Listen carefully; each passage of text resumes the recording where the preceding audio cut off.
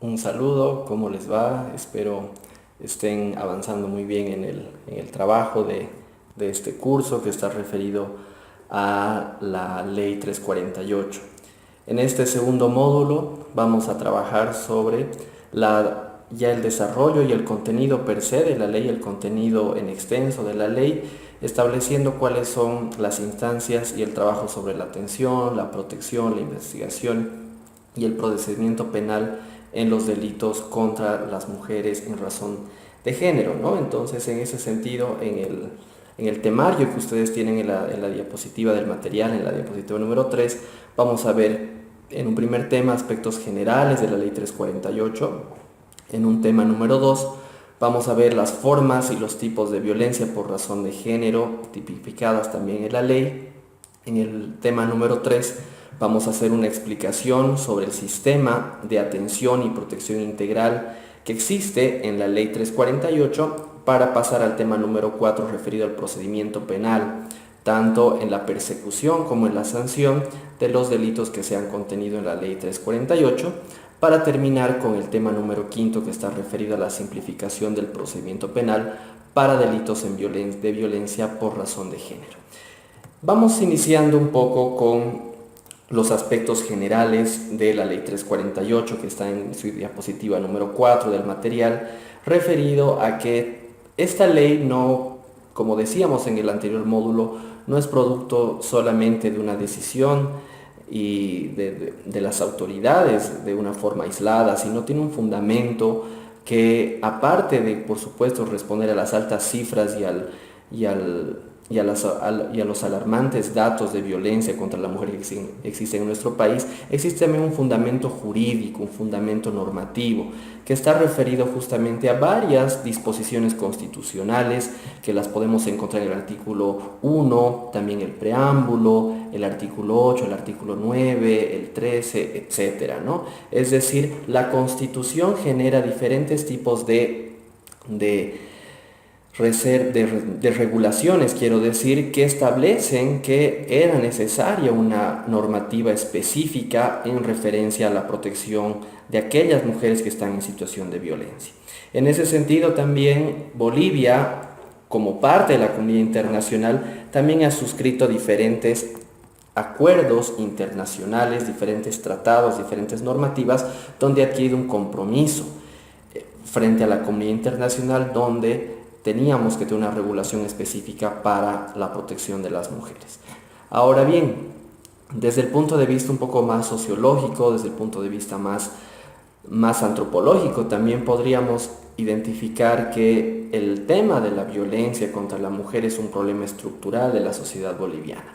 La violencia contra las mujeres es una suerte de reflejo de una expresión del sistema patriarcal, de una relación de poder machista, donde a través de la violencia se trata de discriminar y se trata de restringir el ejercicio de derechos contra las mujeres. En ese sentido, trabajar en el ejercicio pleno del derecho a las mujeres implica necesariamente un trabajo en el desmontaje de las estructuras patriarcales de nuestro país. Por eso esta ley ha sido un poco polémica, un poco también ha sido producto de un debate donde era necesario tener un ordenamiento, una normativa específica en esta temática para trabajar el tema de la violencia. En ese sentido, en el artículo 2 de la ley 348, cuando habla del objeto de la ley, estamos hablando que esta ley tiene como fundamento 4 ámbitos: la prevención, la atención, la protección y la reparación de aquellas mujeres que estén viviendo o hayan vivido una situación de violencia en diferentes aspectos, como veíamos también anteriormente, ¿no? En el sistema educativo, en el trabajo, en la familia, con la pareja.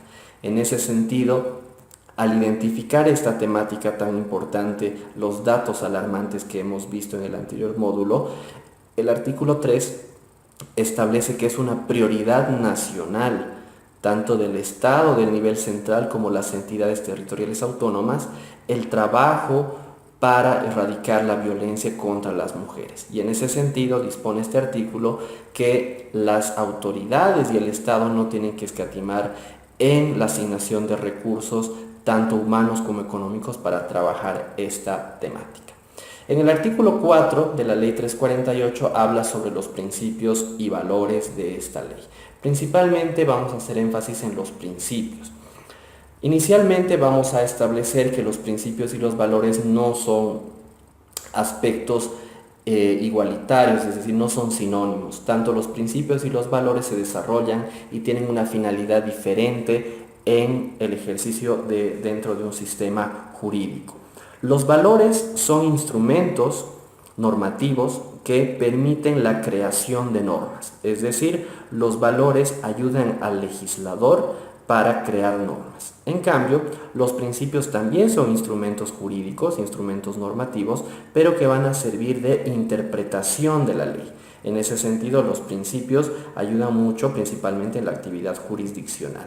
Entonces, cuando en el artículo 4 encontramos diferentes principios de esta ley, van a ser estos principios elementos que nos van a ayudar a comprender mejor esta norma. Es decir, si existe una suerte de conflicto, de confusión, de una norma oscura, de una norma ambigua, tenemos que irnos en la ley al artículo 4, donde vamos a ver diferentes principios que nos van a ayudar a interpretar esta norma, ¿no? Entonces está el principio del vivir bien, la igualdad, la inclusión, el trato digno, la equidad social, la cultura de paz, la especialidad, entre otros, que van a ser justamente instrumentos para entender y comprender mejor esta ley. El artículo 5 es un elemento importante, una normativa importante, estamos en la diapositiva número 6, donde se establece que la ley 348 va a tener una aplicación preferente respecto a otras normas. La aplicación preferente en derecho nos permite aplicar una norma específica sobre otras normas que también pueden ser reguladas. Es decir, estamos hablando del principio de especificidad. En ese sentido, la ley 348 tiene que ser la primera norma que se tenga que aplicar cuando tengamos un caso de violencia contra las mujeres. Y en el caso que exista una otra norma contradictoria a esta ley 348, se tiene que aplicar de forma preferente la ley 348. Ahora bien, también en el ámbito y en el sentido de que todos los derechos son interdependientes conforme el artículo 13, parágrafo primero de la Constitución Política del Estado, toda aquella regulación amplia que vaya a tener justamente la ley 348 puede también ser materia de protección a toda otra persona en situación de vulnerabilidad. Es decir, si existen algunos otros colectivos, algunos otros grupos sociales que pueden beneficiarse de alguna previsión y regulación de la ley 348, esto está totalmente permitido, ¿no? Es un elemento también importante. Por su parte, también el artículo 6, tomando en cuenta que esta ley va a ser aplicada no solamente por la sociedad civil, sino también por la policía, el Ministerio Público, jueces, juezas y las diferentes entidades territoriales autónomas a lo largo del país, ha realizado en su artículo 6 una serie de definiciones, ¿no? Definiciones como violencia, situación de violencia, lenguaje no sexista, presupuestos sensibles a género, identidad cultural, qué tenemos que entender por el agresor, por la agresora, la integridad sexual, entre otras, ¿no? Entonces vean ustedes que dentro de estos aspectos generales de la ley 348 es muy importante todos estos aspectos introductorios, que sin ellos no podríamos entender plenamente la ley y los alcances de la misma. Ya yendo al tema número 2, en la diapositiva número 7, vamos a ver que en este tema es muy importante revisar lo que establece la ley 348 en relación a las diferentes formas y los diferentes tipos de violencia en razón de género. La ley 348 habla, por supuesto, en el término violencia de una forma genérica, pero es importante señalar que esta previsión genérica de la palabra violencia también tiene elementos constitutivos. Estamos queriendo afirmar con esto que existen diferentes tipos de violencia que van a ser desarrollados en la ley. Por supuesto, la primera violencia que identifica la ley 348 va a ser la violencia física, ¿no? Aquella agresión contra la integridad física, la integridad corporal que pueda realizarse en contra de una mujer. Esta violencia también puede ser justamente derivada a una violencia feminicida, es decir, cuando el agresor busca dar muerte a la víctima solamente por el hecho de ser mujer. También vamos a encontrar la violencia psicológica, cuando el artículo 15 de la Constitución habla sobre la integridad no solamente la tenemos que entender desde su lado corporal, sino también la integridad tiene un ámbito corporal, tiene un ámbito sexual y un ámbito psicológico, es decir, que también todas aquellas manifestaciones de violencia psicológica contra las mujeres también van a ser sancionadas en esta ley. También puede existir violencia mediática, es decir, la que encontramos en los medios de comunicación, en programas de televisión, en opiniones que se vierten en los mismos, en los periódicos, en todos los aspectos de los medios de comunicación. Otro también va a ser la violencia simbólica, que está muy aparejada con la cosificación de la mujer, es decir, generar un ámbito de la mujer como objeto, como mercancía, también está sancionado. La violencia contra la dignidad, cuando existen tratos crueles, degradantes contra la mujer. También puede haber una violencia sexual por el hecho de ser mujeres, donde obviamente ahí también va a haber aparejamientos con tipos penales como el estupro, la violación, etc.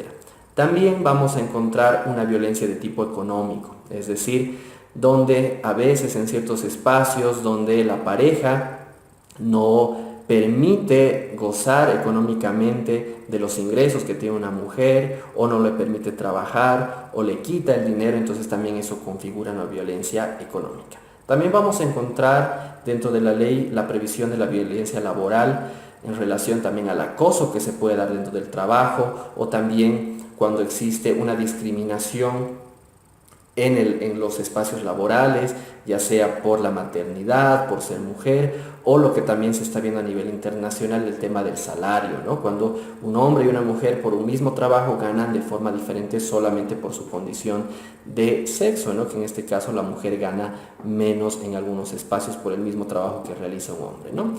También va a haber violencia en el ámbito educativo, es decir, lo que se puede generar también dentro de las unidades educativas, que también la podemos traspolar a las universidades, a los institutos técnicos, a las normales, etc.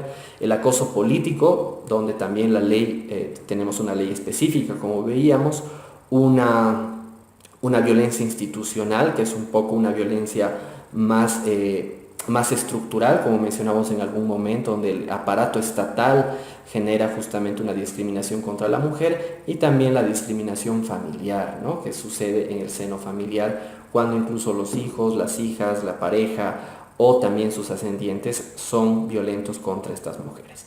Entonces vean que en este tema es bastante amplio. La ley genera un sinnúmero de elementos, y creo que es un elemento muy importante identificar muchos espacios de la sociedad para que no solamente entendamos que la violencia se da cuando yo golpeo a una mujer, sino cuando yo hago un piropo, cuando hago un chiste, cuando trato de cosificar a la mujer, también eso significa violencia. Y la violencia, como vamos a ver y como se están dando cuenta, se da en muchos espacios de nuestra cotidianidad e incluso dentro de nuestros mismos hogares. Ahora bien, ya entrando al tema número 3, en la diapositiva número 8, vamos a establecer un sistema de atención, de protección integral y contenido de la ley. Es decir, que este sistema de atención y protección, como su nombre señala, al ser un sistema, va a tener diferentes fases y diferentes ámbitos que lo van a integrar. En ese sentido, vamos a tener 4 ámbitos de este sistema. Un ámbito de protección, un ámbito de atención, el primero es un ámbito de prevención, un ámbito de atención, un ámbito de protección y el último de la sanción penal. La prevención, que está vinculada y está regulada del artículo 17 al 23, se refiere a todas aquellas acciones que se tienen que tomar antes de que suceda el hecho de violencia. La atención, que está dentro del 24, el artículo 31 de la ley, está referida a al cuidado primordial e inmediato que tiene que tener la víctima luego de haber sufrido una situación de violencia. La protección del artículo 32 al 41 se refiere cuando ya la víctima necesita una protección porque el agresor puede volver a agredirla, necesita aspectos que vayan a proteger el resto de sus derechos, o a sus hijas o a sus hijos, como también lo van a ir viendo ustedes. Y ya la sanción penal va a referirse a la persecución que el Estado, el Ministerio Público, tiene que realizar en contra del agresor. En ese sentido, en este sistema de estos 4 pasos, vamos a ver el CIPAS, es decir, el artículo 11 establece la creación del CIPAS como el Sistema Integral Plurinacional de Prevención, Atención, Sanción y Erradicación de la Violencia de Género. Este sistema pretende dar una atención integral a partir de la configuración y la consolidación de un sistema de información donde existe un registro de datos de carácter reservado de todos estos casos de violencia contra las mujeres. En ese sentido, lo que pretende este sistema es generar, como decíamos, un registro de los casos de violencia contra las mujeres. ¿Para qué? Para que justamente exista una suerte de sanción a los agresores, porque todos los agresores van a entrar a este registro que se va a crear o que ya existe, en todo caso administrado por el Ministerio de Justicia, para justamente generar una sanción a todos estos agresores para que no puedan acceder a los cargos públicos o no puedan tener justamente una promoción en su trabajo, es decir, exista una suerte de disuasión, ¿no es verdad? Entonces eso lo encontramos en el artículo 11 y el artículo 12. Este sistema lo administra el Ministerio de Justicia y justamente se trabaja de una forma integral, ¿no? Luego, dentro del sistema vamos a encontrar a los servicios legales integrales. Los servicios legales integrales son espacios del Estado, son instituciones de carácter público que van a brindar un asesoramiento integral a las mujeres que han sufrido algún tipo de violencia. En la diapositiva número 10, en el artículo 50 de la ley, vamos a ver cuáles son este trabajo que realizan los servicios legales integrales que existen en todo el país, que tienen que tener justamente un apoyo integral referido a apoyo psicológico, apoyo médico, apoyo jurídico e intervención inmediata. Entonces todos sus detalles lo van a ver ustedes en el artículo 50, ¿no es verdad? Ahora bien, ya entrando al tema número 4, en la diapositiva número 12, vamos a ver el procedimiento penal que se ha desarrollado en la ley 348, que va a ser complementario justamente a todas las disposiciones que están previstas en el Código de Procedimiento Penal vigente. En ese sentido, vamos a determinar que vamos a tener 3 fases del procedimiento que se describe en la ley 348. El primero, la denuncia; el segundo, la investigación; y como tercer ámbito va a estar la persecución penal. Entonces esta ruta crítica que nos marca la ley 348 va a pretender que se encuentre justamente una sanción de carácter efectiva contra aquellas personas que están vulnerando los derechos de las mujeres. En ese sentido, en la diapositiva número 13, vamos a ir viendo que en la denuncia cualquier persona puede hacer la denuncia, no solamente la víctima. Entonces es un elemento muy importante que si nosotros conocemos a un familiar, a un vecino, una vecina que está sufriendo justamente una vulneración de sus derechos, o a una mujer que está sufriendo violaciones a justamente sus derechos, podamos intervenir. La promoción y denuncia, es decir, la denuncia también la puede realizar las defensorías cuando tienen conocimiento del caso, los sistemas, el Servicio Integral de Justicia, las casas de justicia que conocíamos con anterioridad, también las autoridades indígenas, originario y campesinas lo pueden hacer, y también las denuncias se las puede realizar ante los servicios legales integrales que pertenecen a los gobiernos municipales. Cuando se produce la denuncia se tiene que dar un apoyo inmediato, dice la ley, a la víctima. ¿Qué significa? Que se tiene que dar un asesoramiento psicológico, un acompañamiento también de carácter emocional y también un asesoramiento jurídico sobre el caso. También ya en la diapositiva 14 vamos a establecer que tiene que existir una tramitación de la denuncia. Luego que denunciamos tiene que haber una tramitación ya tanto en la policía como en el Ministerio Público, donde tiene que existir personal especializado. El tema, cuando ya se establece la denuncia, la ley 348 ha tenido una previsión especial sobre la conciliación, que en principio la conciliación sobre los temas de violencia contra la mujer está prohibida. Sin embargo, se puede establecer una excepción de una vez de carácter excepcional. Cuando hay una colisión normativa, en la diapositiva 15 estamos, también, como ya habíamos mencionado, se tiene que aplicar con preferencia la ley 348. Cuando las víctimas no tengan un asesoramiento legal, no puedan pagar por él, también el SIGPLU y el CEPDAVI, estos dos servicios tienen la obligación de dar un asesoramiento gratuito a la víctima, ¿no? Al igual que los servicios legales integrales que pertenecen a los gobiernos autónomos municipales. La investigación va a estar justamente vinculada al trabajo de la FELCB, es decir, la Fuerza Especial de Lucha contra la Violencia, una unidad de la policía que ha sido creada a partir de la ley 348, que tiene que generar dos aspectos en su trabajo: el auxilio y la investigación de los casos. También se crea una plataforma de la FELCB para que cualquier persona pueda elaborar su denuncia, ¿no? Otro elemento en la diapositiva 17 sobre la FELCB es el tema que esta unidad puede tener también unidades móviles, es decir, la FELCB tiene que tener un trabajo itinerante por todo el país, ¿no? También se desarrolla de una forma especializada mediante protocolos que responden a los derechos de las mujeres que están en la Constitución y en la normativa internacional también. Y lo importante es que la FELCB tiene que hacer una investigación de oficio, es decir, no importa que la víctima no esté generando actos procesales, actos de investigación, sino que de forma de oficio tiene que investigar la FELCB.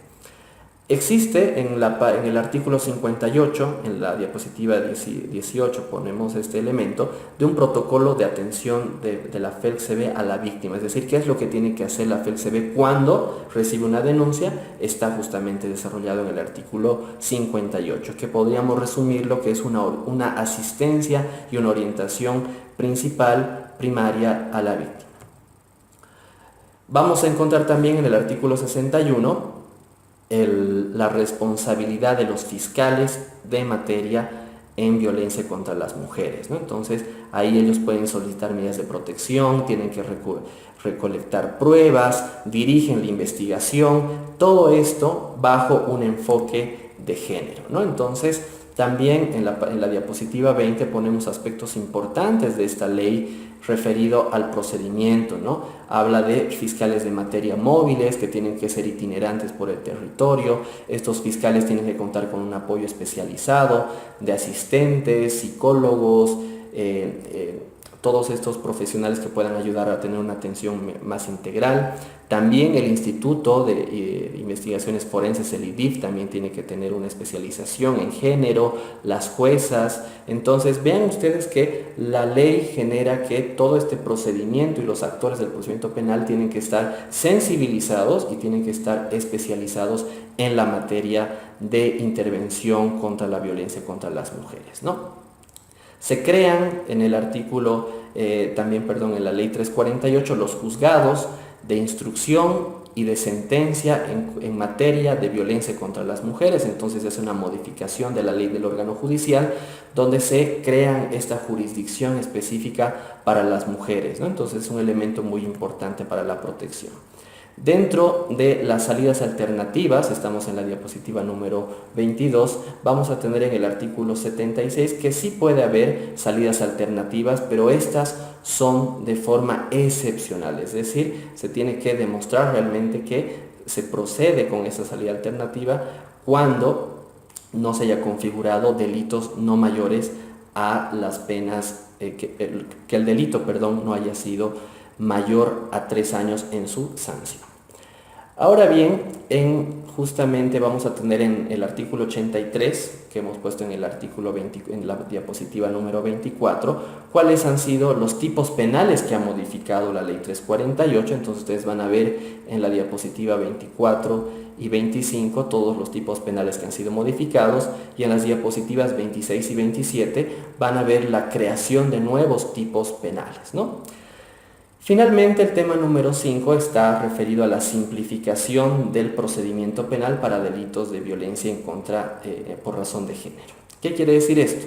Que vamos a tener un procedimiento especial donde se van a abreviar ciertos plazos procesales, ciertos pasos procesales cuando tengamos una situación de casos en situación de violencia en razón de género, ¿no? En la diapositiva 28 hemos puesto los principios, también en la diapositiva número 29. Y ya en la diapositiva 30 van a ver que van a encontrar diferentes directrices que van a ir vinculando a todo el procedimiento penal cuando hablemos de violencia contra la mujer. Es decir, que solo se puede conciliar una vez, que tiene que haber un protocolo de recepción, de atención de la denuncia y de seguimiento de la denuncia, que también se puede disponer en cualquier momento medidas de protección que veíamos en el módulo anterior. Tiene que haber terapias de rehabilitación contra el agresor, se tiene que hacer una intervención no solamente entre la víctima y el agresor, sino también todo el ámbito social que esté vinculado, la familia, el trabajo, etcétera, ¿no?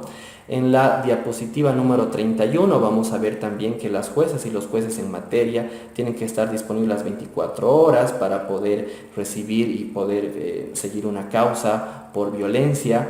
Entonces son elementos importantes que podríamos establecer de forma conclusiva que pretende esta simplificación dar un aspecto y una protección integral a las mujeres, ¿no? Entonces hay una amplitud también en la diapositiva número 32 de la prueba documental, que se puede presentar pruebas incluso antes de la sentencia, hay que reparar el daño civil, puede haber también terceros coadyuvantes, pero también puede haber unas sanciones por denuncia falsa. Entonces vean ustedes que esta simplificación, ustedes van a ver en la ley que son elementos importantes, elementos específicos que van a permitir generar una sanción efectiva a los agresores. Entonces espero les haya servido esta explicación y quedo a la espera de cualquier duda, cualquier comentario por la plataforma o vía correo electrónico. Un saludo.